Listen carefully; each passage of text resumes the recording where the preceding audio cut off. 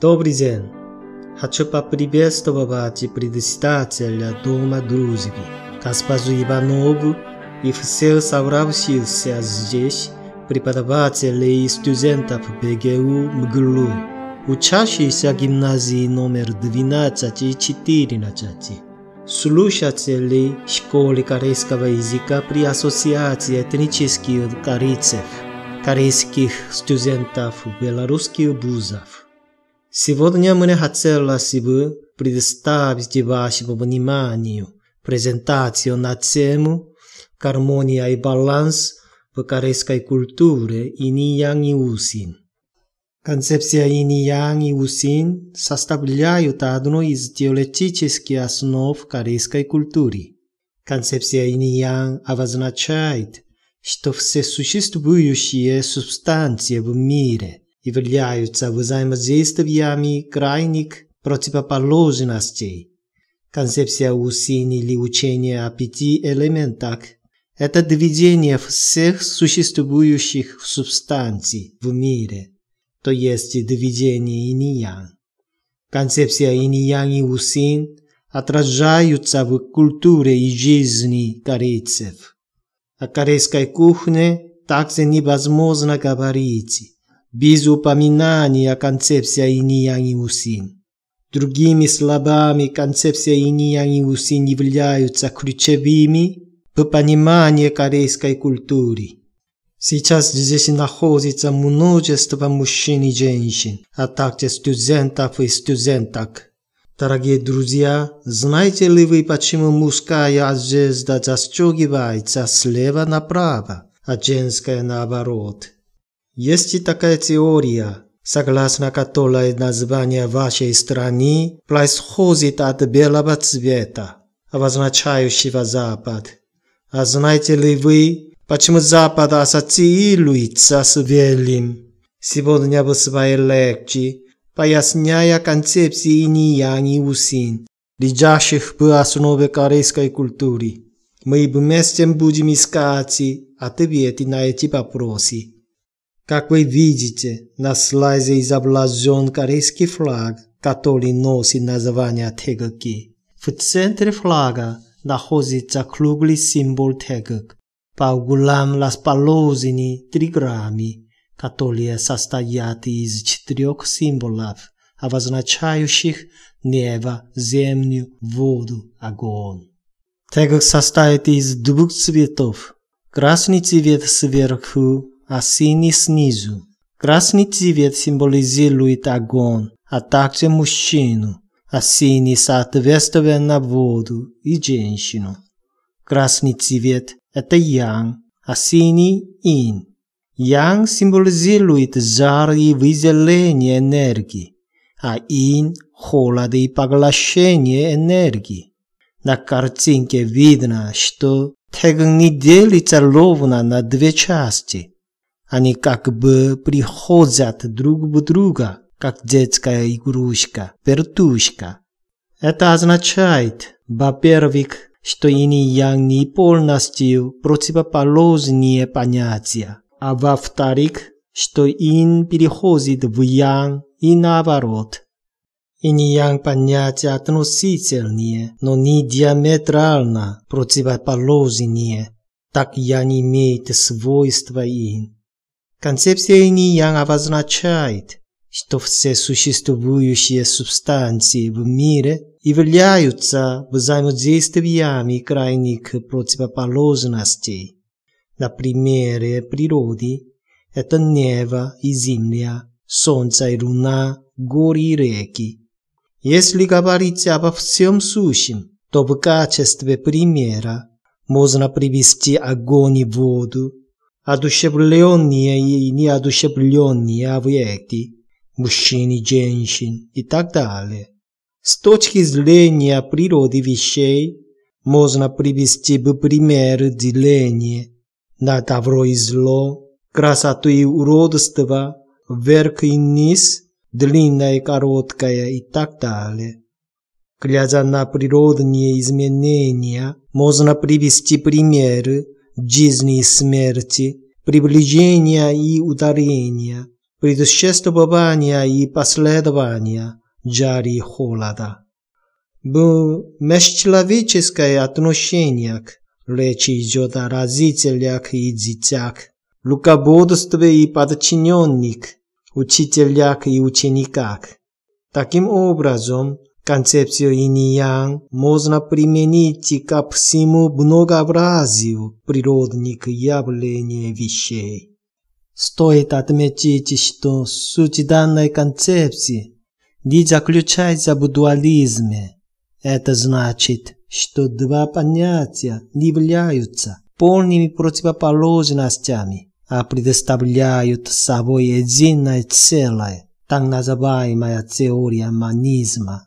Разумеется, инь-ян отличаются друг от друга, несмотря на то, что все субстанции можно поделить на инь-ян, которые, несомненно, отличаются друг от друга.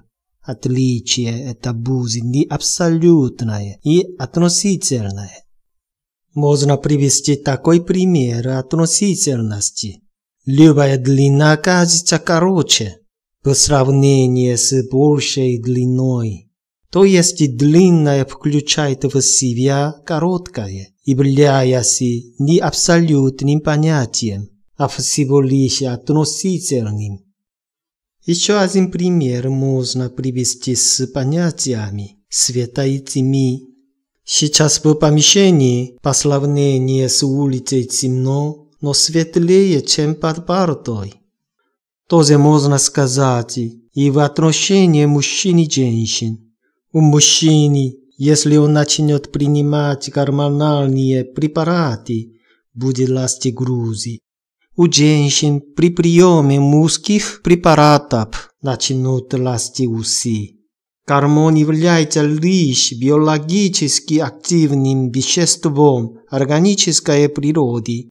Это означает, что у мужчин есть женские качества и наоборот. Внутри твердого ореха есть мякоть, в мягком персике твердая косточка. Жидкая вода при воздействии низкой температуры становится твердым льдом.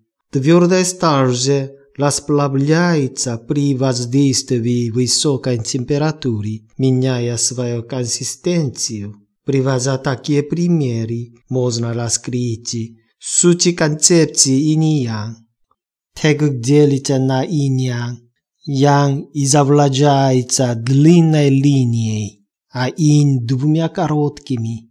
В свою очередь, инь-ян можно разделить на 4 символа отрицательного и положительного начала.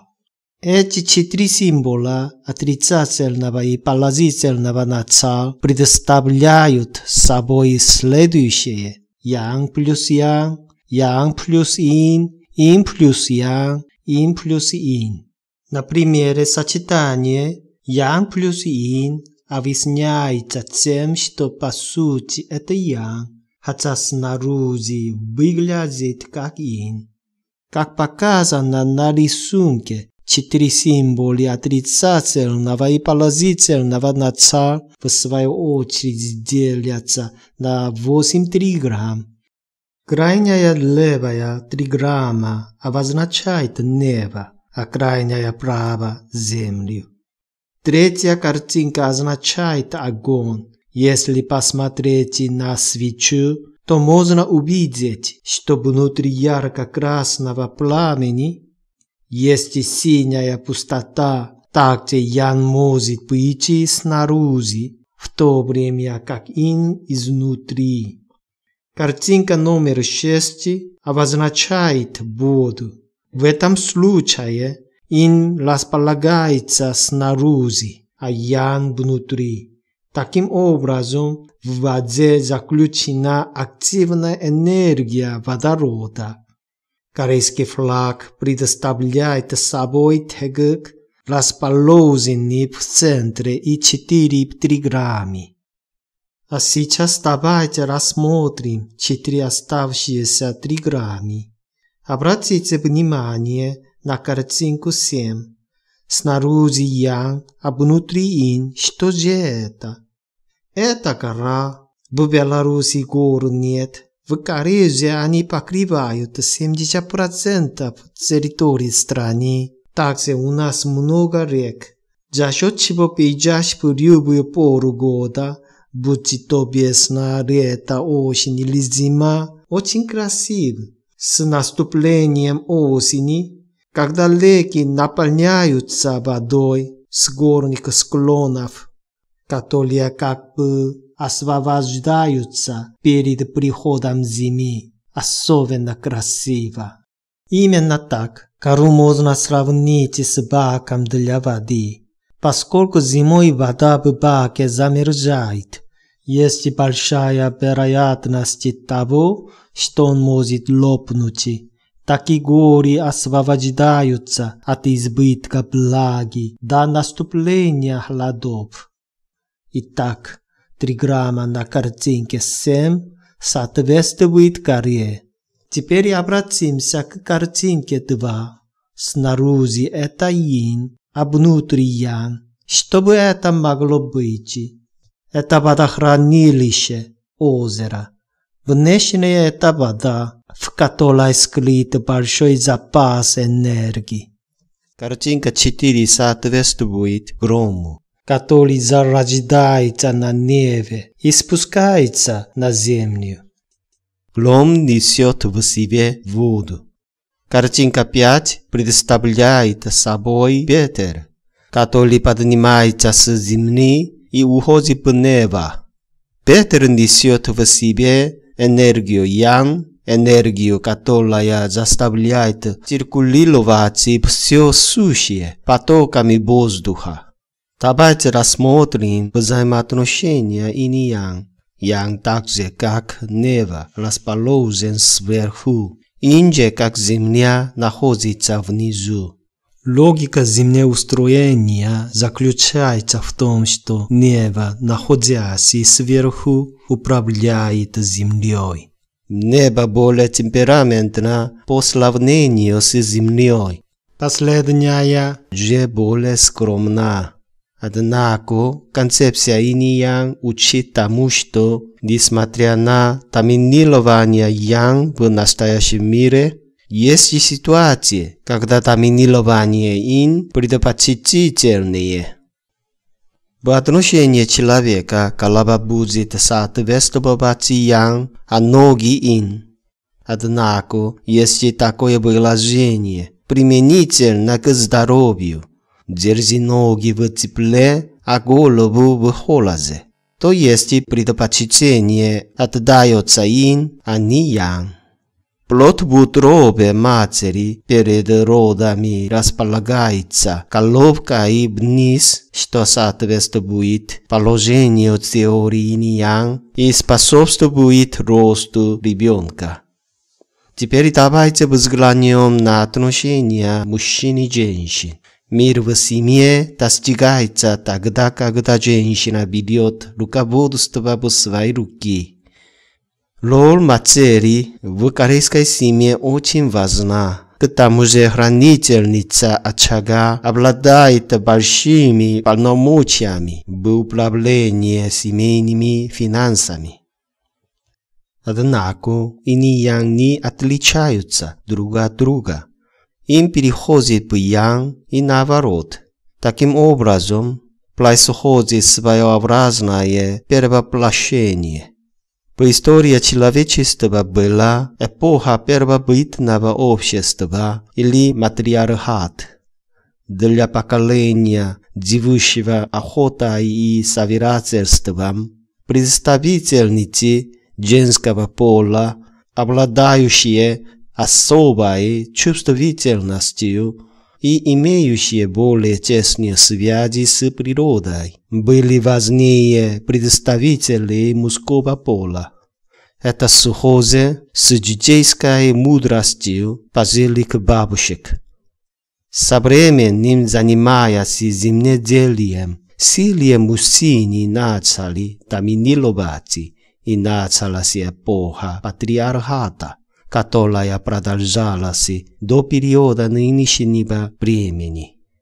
в стремительно развивающемся мире, в эпоху автоматизации, механизации и компьютеризации, в отношениях между мужчинами и женщинами фактор физической силы утратил свое значение.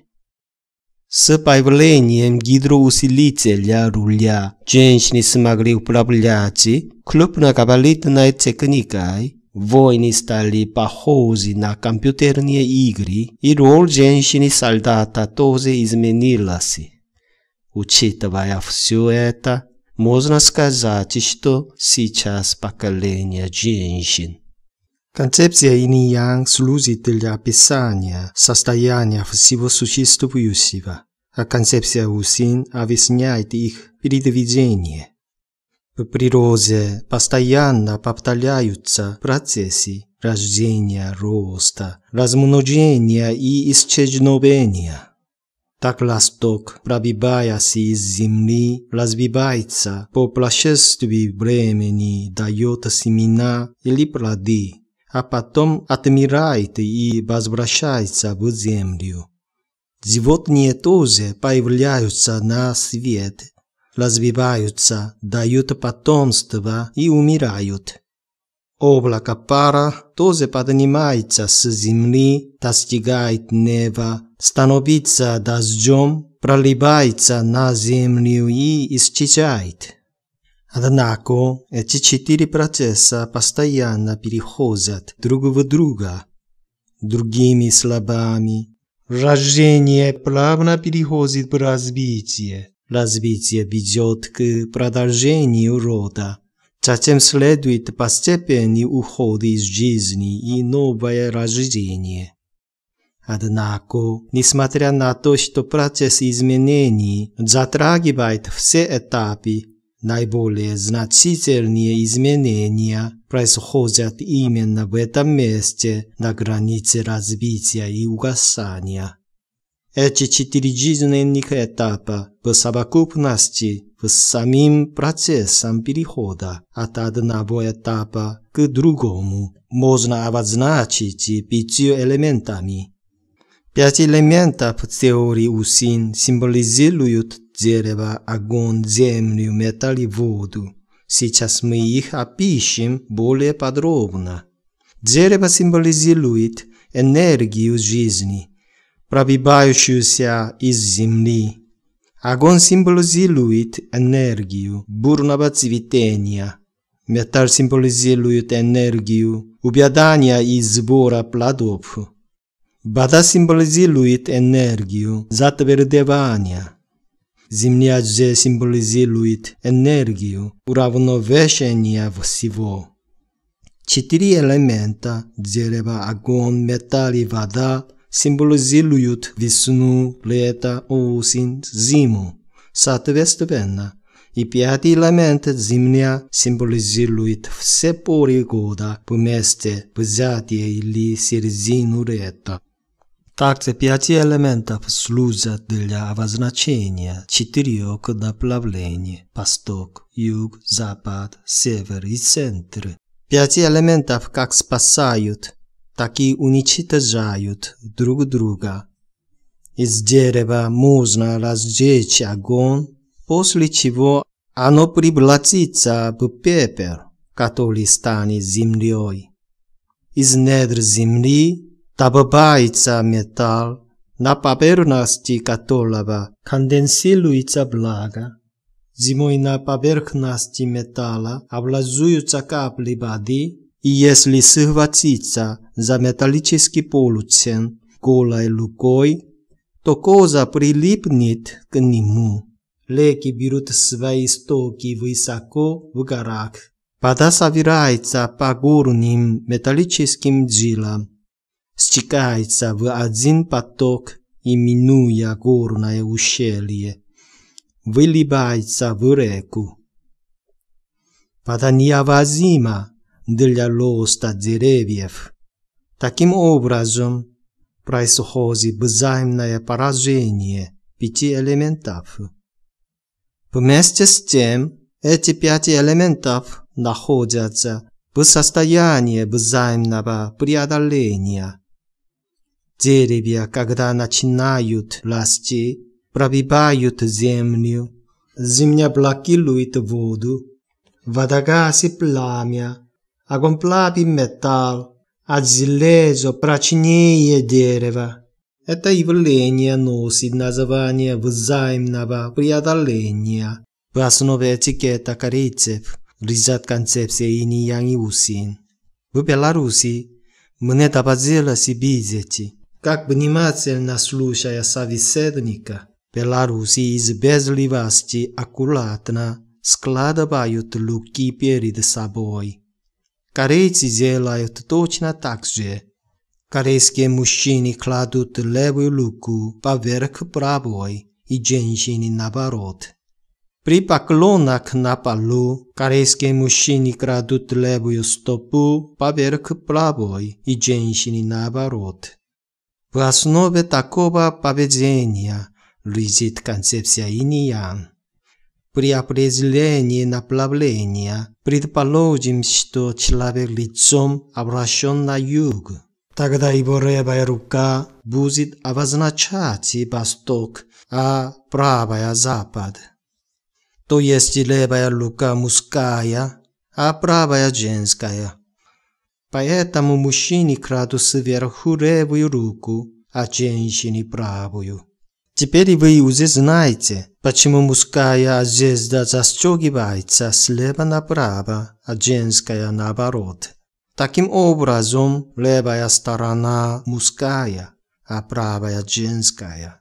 Во время фотосъемок торжеств мужчины располагаются слева, а женщины справа. По этому же принципу и на супружеском ложе муж лежит слева, а женщина справа.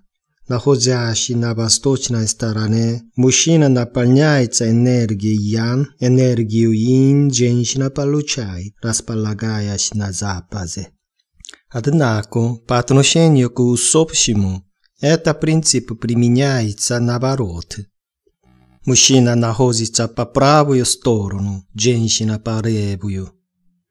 В Корее могила представляет собой хорн, а в случае захоронения семейной пары будет две возвышенности. Для покойника в могиле правая сторона будет восточной и левая западной. Поскольку для усопшего стороны определяются по-другому, с левой стороны будет находиться могила мужа, а справа жены. Во время поминального обряда посуда с едой для усопших будет стоять слева для мужчины, справа для женщины. Или слева направо по уменьшению старшинства, чередуя мужчину и женщину. Например, дедушка, бабушка, отец, мать. По этой причине, если вдруг в Корее во время фотосъемки, например, 70-летнего юбилея перепутают место отца и матери, они могут сильно обидеться, восприняв это как обращение к усопшему. Давайте еще раз взглянем на слайд с 5 элементами. Корейцы считают, что каждый из этих 5 элементов символизирует 5 различных цветов и 5 различных вкусов. Для начала рассмотрим цвета. Дерево означает синий цвет, цвет роста всего сущего. Огонь означает красный цвет, цвет летней зари. Металл означает белый цвет, который принимает на себя все, и запад. Поэтому Беларусь, находясь на западе, ассоциируется с белым цветом. Вода означает черный цвет, который уже вобрал в себя все. Земля, будучи центром, означает желтый цвет, цвет самой земли. Теперь поговорим о вкусах. Дерево означает кислый вкус. Без кислорода невозможно существование, а вкус кислорода кислый. Огонь означает горький вкус. Земля означает сладкий вкус. Металл означает острый вкус. Вода означает соленый вкус. Также есть связи 5 элементов со здоровьем человека. Так они символизируют 5 жизненно важных органов. Дерево означает печень. Огонь означает сердце. Земля означает желудок. Металл означает легкие. Вода означает почки. Человек здоров, если соблюдается баланс 5 элементов и гармония инь-янь. Плохое же самочувствие свидетельствует о нарушении такого баланса. Красный цвет лица свидетельствует о проблемах с сердцем, серый о проблемах с почками, белый с легкими. Если состояние какого-то из 5 жизненно важных органов ухудшается, то человеку начинает больше нравиться тот вкус, за рецепторы которого и отвечает здоровый орган. Потребляя в пищу определенную по вкусу, человек пытается таким образом самостоятельно себя вылечить. Например, если возникают проблемы с желудком, то человеку начинает нравиться сладкое. Тяга к горькому может быть вызвана сердечными недомоганиями. При беременности женщинам хочется кислых продуктов, и это не обусловлено проблемами с печенью. А как было уже упомянуто, кислый вкус, за который отвечает этот орган, это вкус дерева, который необходим для роста всего существующего. Значение всего вышесказанного в том, что организм человека самостоятельно начинает искать необходимую для него пищу. Если взять тучного и худощавого человека, кто из них будет инь, а кто янь? Янь – это выделение энергии, а инь – поглощение энергии. Таким образом, полнота – это поглощение или инь, а худоба – истощение или янь. Если посмотреть на это с точки зрения вкуса, то кислый вкус необходим для роста, а острый вкус способствует уничтожению. Таким образом, человек, когда пьет кислый апельсиновый сок, получает энергию и может полнеть, а когда ест острую еду, отдает энергию и может худеть. Следовательно, полным людям хорошо потреблять в пищу острое и носить белую одежду, а худым кислое и носить синюю одежду. Концепция инь-янь и усинь нашли свое отражение и в отношении корейцев к здоровью. Так в качестве наиболее желательной предоставляется еда с равномерным содержанием 5 элементов. Я считаю, что питаться нужно сбалансированно. В Беларуси хлеб, всему голова. В Корее же основной продукт питания – рис. Это объясняется тем, что именно рис лучше всего отражает гармонию сочетания инь-янь, а также 5 элементов. Для начала необходимо промыть и залить водой рис. Затем поместить рис с водой в чугунный котел. После чего поставить котелок на земляную печку. Дровами развести огонь в печи и приготовить на нем рис. Следовательно, готовый рис включает в себя энергию всех 5 элементов.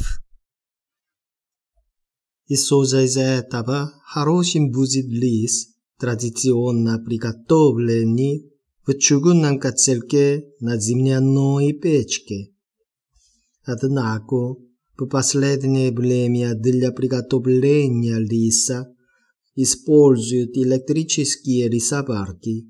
Несмотря на то, что емкость для варки риса изготовлена из нержавеющей стали, в ней отсутствует земляная печка и дрова, поэтому самый вкусным будет рис, сваренный в котелке на костре. Кроме этого, по мнению корейцев, соблюдение концепции инь-янь, а также усин, необходимо не только для сбалансированного питания, но и для правильного употребления пищи, то есть что и как вы едите. Давайте посмотрим на обеденный стол корейцев.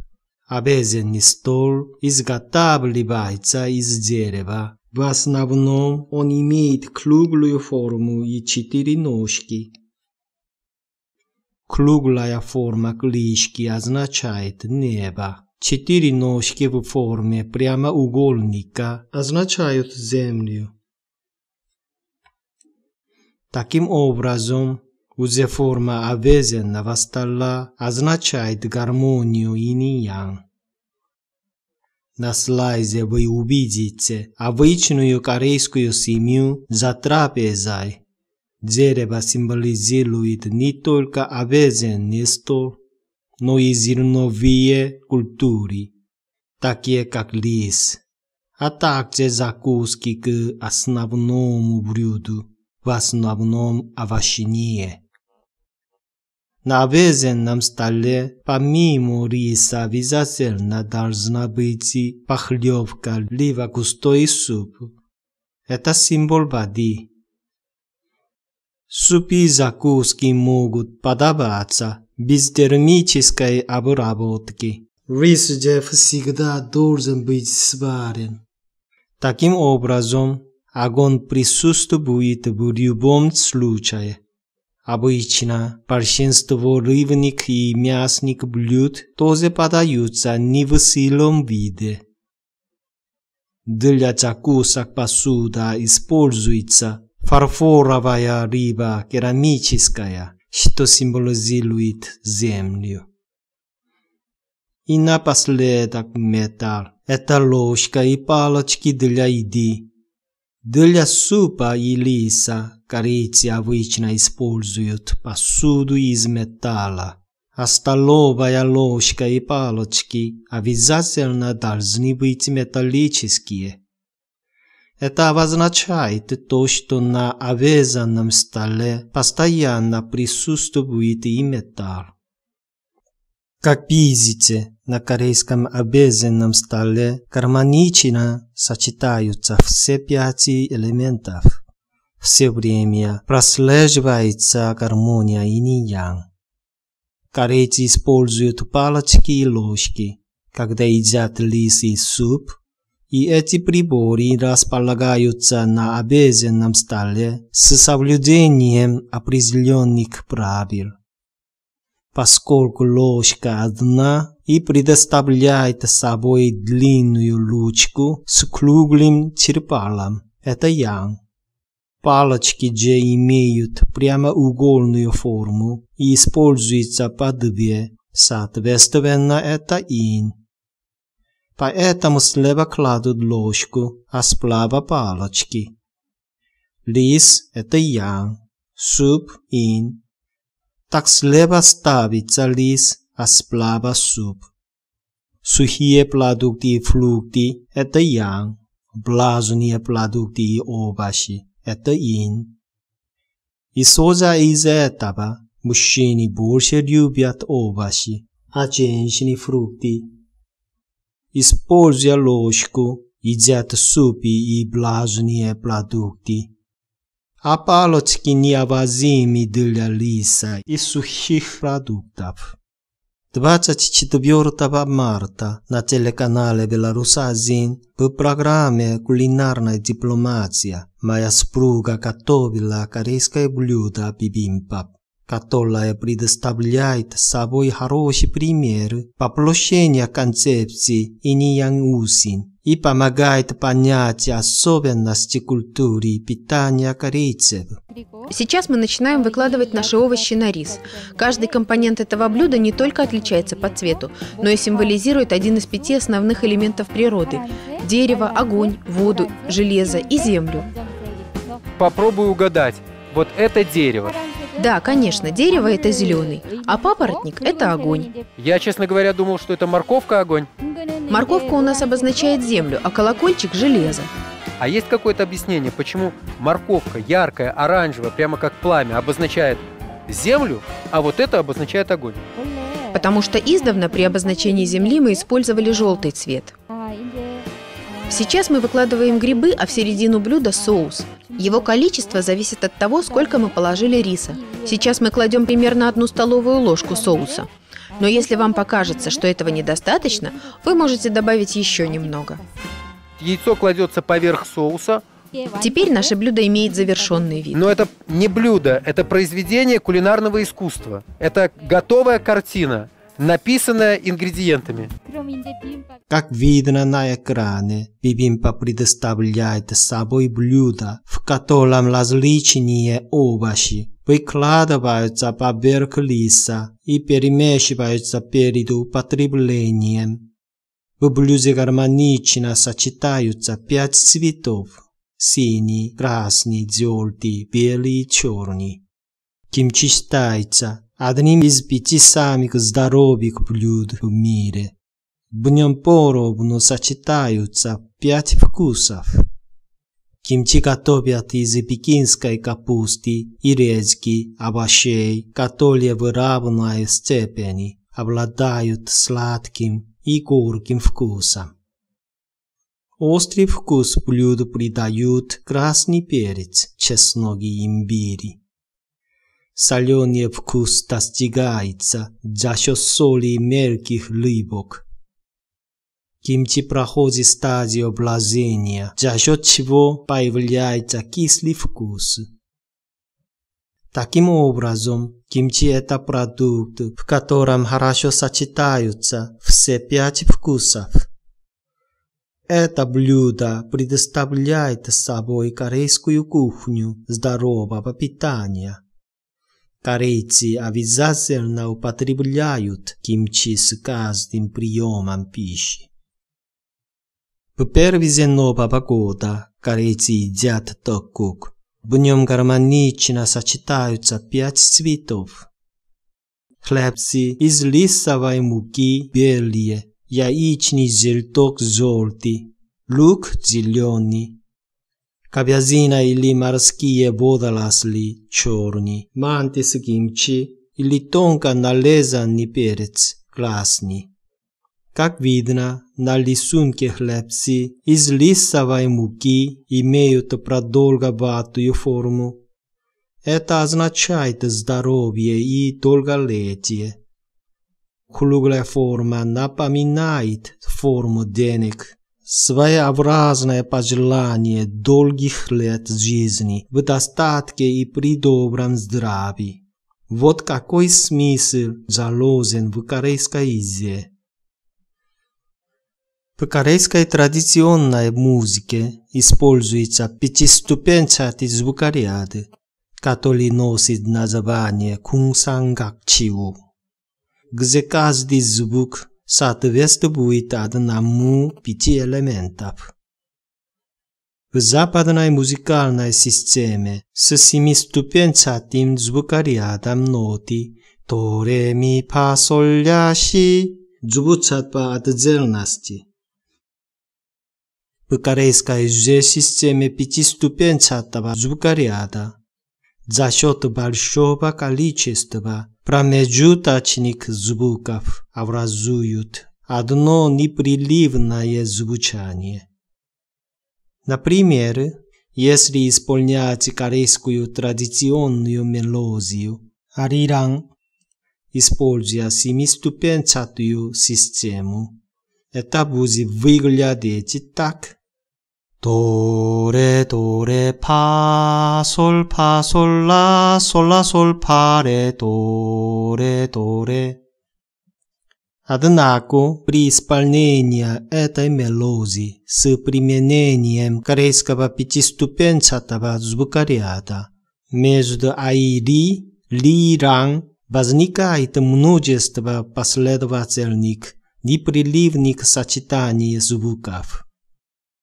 В корейской музыкальной системе с пятиступенчатым звукорядом ноты не звучат по отдельности, а выражают одно непрерывное звучание.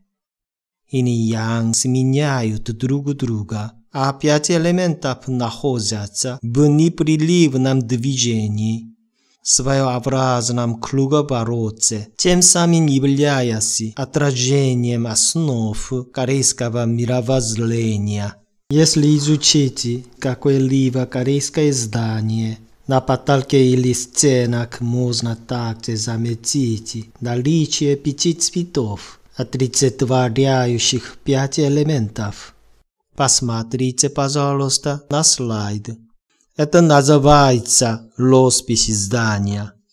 В жилых домах должны присутствовать сочетания этих 5 цветов, олицетворяющих гармонию. Так во всех элементах культуры Кореи находит свое отражение концепция инь-янь усин, выражая дух гармонии и равновесия. Ничто не может существовать отдельно, обособленно. Все элементы окружающего нас мира находятся в зависимости друг от друга. Я существую, потому что существуете вы. Мужчина существует, потому что существует женщина. В этом вся суть. Так достигается гармония и баланс, только уважая друг друга. Мы можем совместно сделать что-то. Поэтому я считаю, что корейская культура, прежде всего, это культура, создаваемая всеми нами. Приведу такой пример. В корейском исполнительном искусстве нет разграничения между исполнителями главной и второстепенных ролей. На сцене все являются главными исполнителями. Это культура почтения и глубокого уважения друг к другу. Давайте обратимся к корейской музыке K-pop, которая в последнее время завоевывает все большую популярность во всем мире. Если обратиться не к сольным исполнителям, таким как Psy автора Gangnam Style, а к группам 소녀시대, 카라, 티아라, 슈퍼주니어, 동방신기, 2PM можно заметить отличительную черту современных корейских групп. Главными действующими лицами на сцене являются все участники группы, а не только вокалисты. По сравнению с западной культурой, будь то опера или балет, где всегда есть ведущий исполнитель, а остальные роли являются второстепенными. В корейской традиции все участники выполняют равные по значимости роли. Все они имеют свой фан-клуб и пользуются огромной популярностью. Судя по всему, секрет растущей популярности корейской современной культуры K-pop во всем мире кроется именно в девизе «Культура, создаваемая всеми нами». Это касается и традиционного исполнительного искусства Кореи, к которому относится игра на 4 барабанах, самуллори, танцы с пением, гангансуле, танец с веерами. Творческого коллектива современной музыки «Нанта», а также представление бибой. Корейская культура содержит в себе послание жить в гармонии друг с другом, что несет в себе концепции инь-янь и учение в 5 элементах.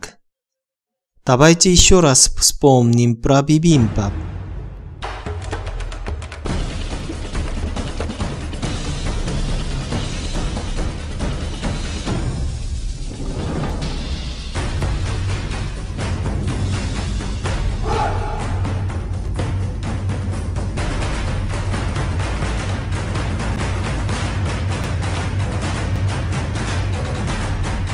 Taste of harmony. Bibimbap. Корейцы готовят это блюдо, гармонично сочетая продукты 5 цветов, символизирующих 5 первоэлементов. Многие иностранцы задаются вопросом, почему принято смешивать ингредиенты этого прекрасного блюда. Они есть все по отдельности, ощущая уникальный вкус каждого продукта. Однако, согласно концепции инь-янь усин, многообразие всего окружающего нас закладывает основу для единства. В бибимбапе смешиваются ингредиенты, каждый из которых имеет свой уникальный цвет и аромат. В результате чего рождается новый удивительный и гармоничный вкус. Таким образом, бибимбап искусство создания нового гармоничного вкуса из различных компонентов. Самулори – это игра на 4 музыкальных инструментах, но несмотря на то, что каждый из них звучит по-разному, в сочетании рождается новое звучание. И нельзя выделить только одного главного музыканта из 4 исполнителей. Таким образом, это своеобразный бибимбап с новым звучанием музыкальных инструментов. Так в корейской культуре заложено заветное желание корейцев мира и процветания во всем мире, чего можно достичь только совместными усилиями, признавая различия стран, людей и в целом всего существующего на Земле. До сих пор Корея никогда не начинала войн против других стран и народов. Все же корейцы испытывали трудности за соседей. Но несмотря ни на что, мы всегда стремились поддерживать мир. Корейцы – миролюбивый и добродушный народ, как Беларуси. Мы, корейцы, хотим создать общество веселого смеха вместе с другими людьми. У корейцев пожелание открыть новую эру счастья и процветания с белорусами. Корейцы любят белорусов. Я также люблю вас. Большое спасибо за внимание.